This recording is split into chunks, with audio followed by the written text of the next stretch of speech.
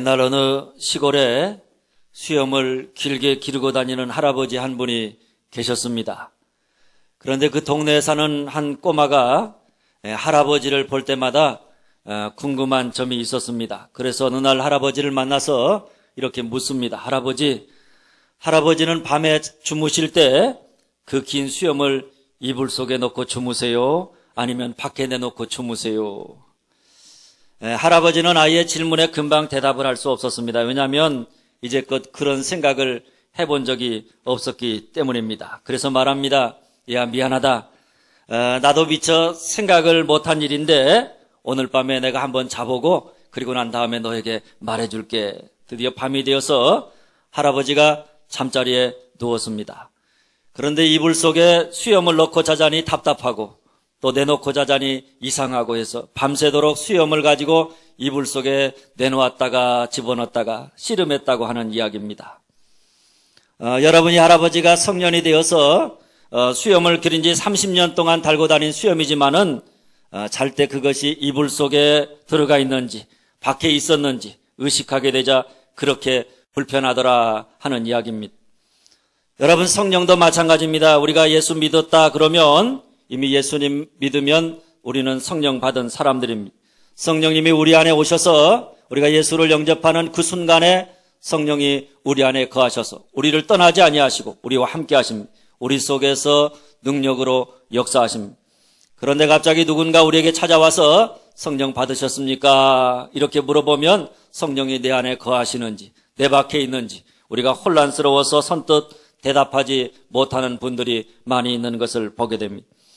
그런데 오늘 본문의 말씀은 우리가 성령 받았는지 안 받았는지, 성령 받았다면 그 증거가 무엇인지 그것을 우리에게 분명하게 가르쳐주는 말씀입니다. 그런 의미에서 저는 오늘 여러분 모두가 오늘 말씀에 비추어서 우리 자신의 모습을 돌아보아서 성령으로 새롭게 확신하고 성령으로 거듭나는 놀라운 역사가 여러분 가운데 있어지기를 주님의 이름으로 축원합니다. 오늘 말씀의 내용입니다. 예수님이 십자가의 죽음을 앞에 두고 제자들에게 이렇게 말씀하셨습니다. 7절 말씀입니다. 내가 떠나가는 것이 너희에게 유익이라. 예수님이 떠나가는 것이, 예수님이 십자가의 죽으심으로 제자들과 이별하는 것이 제자들에게 유익하다, 이런 말씀입니다. 여러분, 지금 제자들은 예수님이 자기들 곁을 떠나신다는 말씀 때문에 뭐하고 있는가 하면 근심한다, 이렇게 성경은 이야기합니다. 예수님이 떠나고 나면 제자들끼리만 남아서 어떻게 살아가나 걱정이 태산 같습니다. 그도 그럴 것이 제자들은 지금까지 예수님만 믿고 예수님이 나를 따라오라 이렇게 말씀하시자 지금까지 살아왔던 인생의 모든 것을 다 버려두고 예수를 따라 나섰던, 그리고 3년간을 예수님과 함께 예수님에게 기대하면서 살았던 그런 사람들입니다. 그런데 그 예수님이 갑자기 자기들 곁을 떠나가신다. 여러분, 제자들의 입장에 생각해 보면 그야말로 믿는 도끼에 발등 찍힌다, 이런 기분이었을 것입니다. 그래서 감히 예수님 보고 예수님 그러면 어디로 떠나가십니까? 어디로 가신다는 말입니까? 이렇게 묻는 사람이 한 사람도 없었습니다. 그만큼 예수님이 떠나가신다는 것 자체가 제자들에게는 큰 충격이요, 그것을 받아들이기에는 너무나 두려운 사건이었다, 이것을 우리에게 보여주는 것입니다.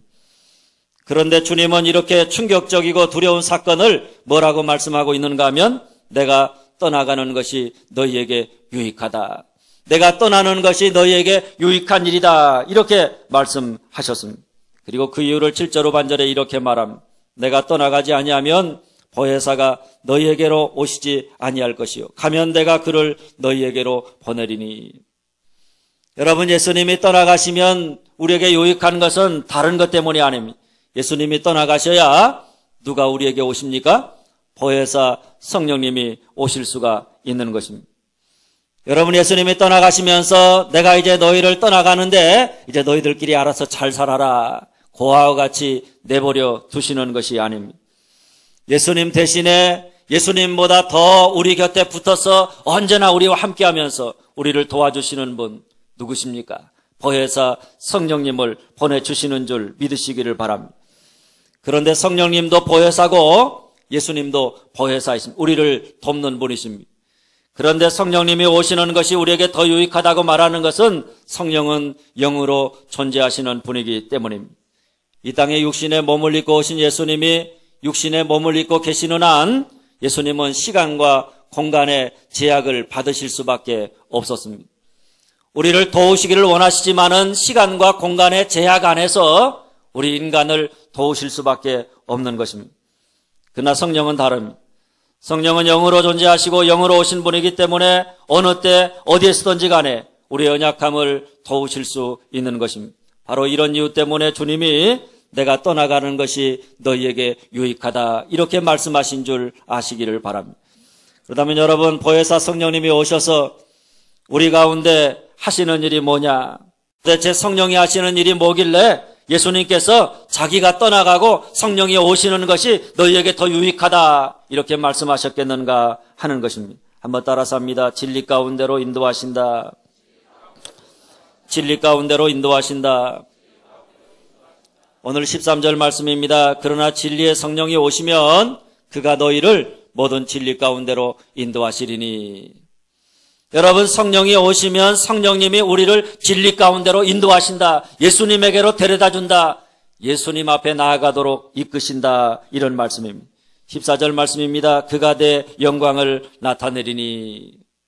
성령이 오시면 성령이 하시는 일은 뭐냐? 예수님의 영광을 나타낸다. 우리로 살아계신 예수님을 만나게 한다. 예수 십자가의 은혜를 깨닫게 하신다. 이런 말씀입니다. 14장 26절 말씀입니다. 그가 너희에게 모든 것을 가르치고 내가 너희에게 말한 모든 것을 생각나게 하시리라. 주님이 하신 말씀을 생각나게 한다. 예수님의 말씀을 과거의 말씀이 아니라 오늘 지금 내게 주시는 하나님의 말씀으로 들을 수 있게 하신다. 이런 말씀입니다. 그런 여러분, 이 말을 정리하면 이렇습니다. 성령님이 오시면 성령님은 우리를 진리 가운데로 인도하십니다. 예수님에게로 데려다 줍니다. 그리고 진리이신 예수 그리스도를 나타냅니다. 우리로 하여금 예수님을 새롭게 만나게 하십니다. 그리고 예수님이 하신 모든 말씀들을 그저 과거의 말씀이 아니라 오늘 나에게 주시는 살아있는 하나님의 말씀으로 들을 수 있게 해서 우리로 믿음을 갖게 하고 구원받게 하는 줄 믿으시기를 바랍니다. 그러므로 여러분, 성령은 예수님의 영광과 그분의 말씀을 과거 2000년 전의 영광과 말씀이 아니라 오늘 지금 여기에 살아계시는 예수 그리스도의 영광으로 그분의 살아있는 말씀으로 나타나게 하고 들려지게 하는 줄 믿으시기를 바랍니다. 바로 이런 이유 때문에 오늘 우리가 믿는 예수님은 2000년 전에 유대 땅에서 십자가에 죽으신 과거의 예수 그리스도가 아닙니다. 그분은 지금 우리를 만나시고 지금 우리를 위해서 십자가에 죽으시고 지금 우리 가운데 구원을 베푸시는 살아계신 예수님입니다. 죽은 예수, 성경 속에 기록된 예수, 박제화된 예수를 믿는 것이 아니라 살아서 역사하시는 예수 그리스도를 믿는 것입니다. 오늘 우리가 듣는 하나님의 말씀 역시 마찬가지입니다. 하나님의 말씀은 과거에 기록된 말씀이 아닙니다. 그저 책 속에 갇혀있는 그런 기록된 언어가 아닙니다. 우리가 하나님의 말씀을 펴서 읽는 순간, 하나님의 말씀을 듣는 순간 그 말씀은 내게 살아서 역사하는, 오늘 나에게 주시는 생명 있는 하나님의 말씀이 되는 줄 믿으시기를 바랍니다. 그런데 여러분, 이처럼 2000년 전에 예수님의 사건과 말씀이 시간과 공간을 뛰어넘어서 오늘 우리를 위한 사건이요 말씀이 되게 하는 것은 여러분, 전적으로 누가 역사하셨기 때문입니까? 성령님이 역사하시기 때문입니다. 진리의 영이신 성령이 역사하시기 때문에 성령이 오늘 우리 예배 가운데 임하셔서 하나님의 영이 우리 가운데 역사하시기 때문에 우리가 오늘 이 예배 가운데 살아계신 주님을 만나고 살아계신 주님의 말씀을 듣게 되는 줄 믿으시기를 바랍니다. 성령님이 아니면 우리가 절대로 2000년이라는 시간과 팔레스타인과 한국이라고 하는 공간의 한계를 뛰어넘어서 살아계신 예수님을 만날 수도 없고 살아계신 하나님의 말씀을 들을 수도 없는 것입니다. 그런데 진리의 성령님이 오셔서 과거의 예수를 오늘의 예수로, 과거의 말씀을 오늘의 말씀으로 생명 있게 하셨습니다. 그래서 우리가 진리 가운데 거하게 된 것입니다. 할렐루야. 그다음에 여러분, 이를 위해서 성령이 오셔서 하신 일이 있다면 그게 뭐냐? 한번 따라서 합니다. 깨닫게 하신다. 깨닫게 하신다. 8절 말씀입니다.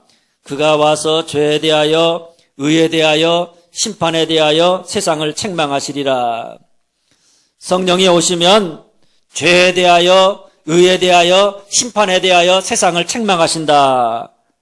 이런 말씀입니다. 여러분, 책망한다는 것은 꾸짖는다 이런 말이 아닙니다.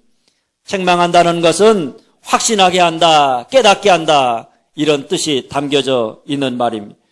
성령이 오시면 하나님을 모르고 자기 멋대로 살아가는 세상을 어떻게 진리 가운데로 인도하시느냐?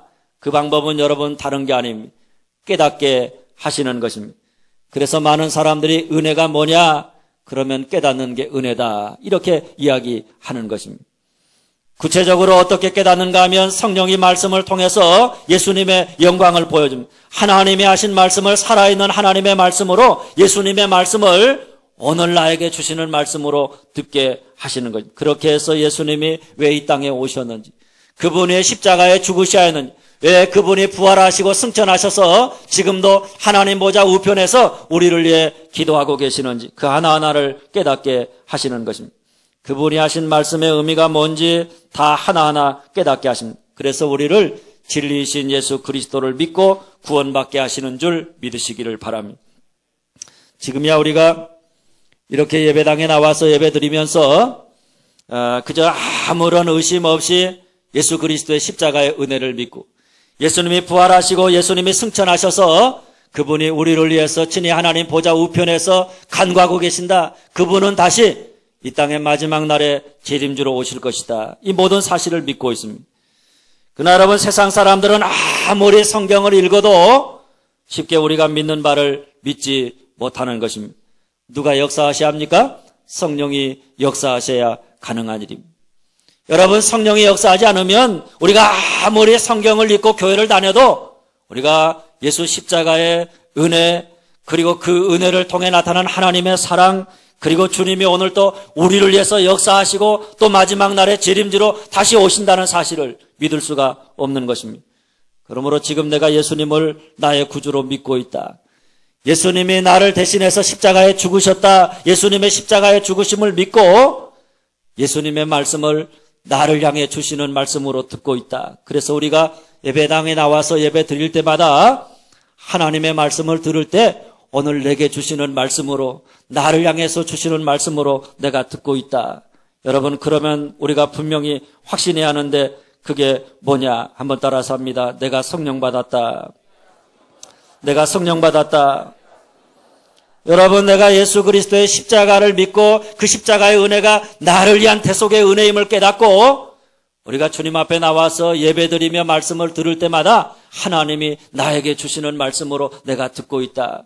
그러면 여러분, 이미 우리는 성령 받은 사람인 줄 믿으시기를 바랍니다. 어떤 사람들이 이야기하는 것처럼 성령을 받으면 그저 감정적으로 뜨거워야 성령 받는 것만이 아닙니다. 그럴 수도 있지만 그렇지 않아도, 그런 것 없어도 우리에게 깨달음이 있다. 십자가를 깨닫는 은혜가 있고 그리고 하나님의 말씀을 깨닫는 은혜가 있다. 그러면 우리가 이미 성령 받은 증거인 줄 믿으시기를 바랍니다. 그렇다면 여러분, 성령이 우리를 구원하기 위해서 깨닫게 하시는 게 뭐냐? 첫째 따라서 합니다. 죄에 대하여. 9절 말씀입니다. 죄에 대하여라면 그들이 나를 믿지 아니하며. 여러분, 성령이 오시면 맨 먼저 우리 가운데 역사하는 게 뭐냐? 우리의 죄를 깨닫게 하신다는 것입니다. 뭐가 죄인지, 왜 우리가 죄인인지, 왜 우리에게 십자가의 은혜가 필요한지 우리의 죄를 깨닫게 하십니다. 그래서 성령이 임하면 맨 먼저 일어나는 것이 자기의 죄를 깨닫고 고백하는 회개 운동입니다. 예수 믿으면 내가 이전에는 죄라고 여기지 않던 것들이 죄라고 하는 사실을 깨닫게 됩니다. 예수 믿고 나면 내가 깨닫지 못했던 죄들을 깨닫고 하나님 앞에 나올 때마다 그렇게 눈물이 나고 나의 죄인됨을 깨달으면서 하나님 앞에 회개하고 통회하는 역사가 일어나게 되어져 있는, 이 모든 것은 전적으로 성령이 오심으로 비롯되는 일임을 아실 수 있기를 바랍니다. 사람들이 되게 죄라고 하면 뭘 죄라고 하느냐? 그저 내가 살인하고 간음하고 도적질하고 거짓말하고 뭐 이런 것들,